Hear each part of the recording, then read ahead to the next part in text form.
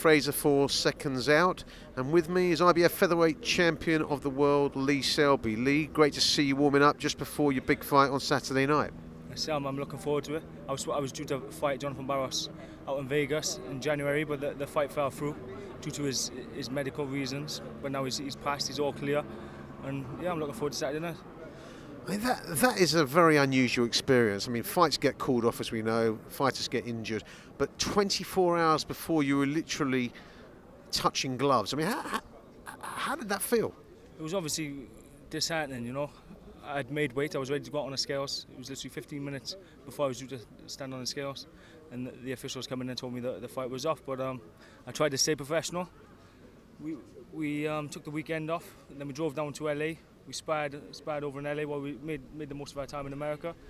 Flew back, we had a new fight date scheduled for March the 4th, luckily, so I had something else to focus all that energy built up on.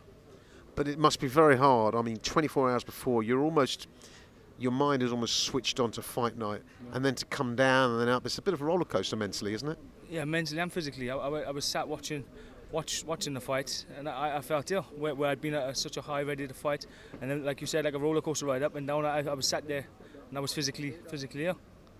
Well, now we've got the fight, and hopefully it is going to go ahead. I hope for your sake it does, and I'm sure it does. Let's stay positive. You're going to take that sort of frustration out on your opponent on Saturday night, aren't you? No. To be honest, I just try and stay professional. If I let my emotions get involved when I'm fighting, that's when it could come unstuck. So I'm just treating it like a new fight, new opponent, and hopefully I can get the job done. He's quite a seasoned campaigner. I mean, tell us about him, and tell us about how you plan to fight him and what you see could be his weaknesses. He's very experienced. He obviously punches hard. He's knocked out as many fighters as I've had professional contests. So he's going to brings a lot of experience. He's only been beaten by world champions, and hopefully that can be the fifth world champion to beat him. And just obviously we shouldn't look too far ahead, but this is an exciting division, or divisions I should say, the super featherweight. You know, you've got people like Scott Quigg, you've got Carl Frampton. These are big fights. You must be hoping that put this guy away quick and impressively. You want to be in the mix for that, surely? That's what I'm hoping. If I can come through this fight now Saturday night against Jonathan Barros, if it frees me up from any mandatory situation for the next 9 months, and I'm open to the big fights, and I'm willing to fight any of them. Who would your number one choice be?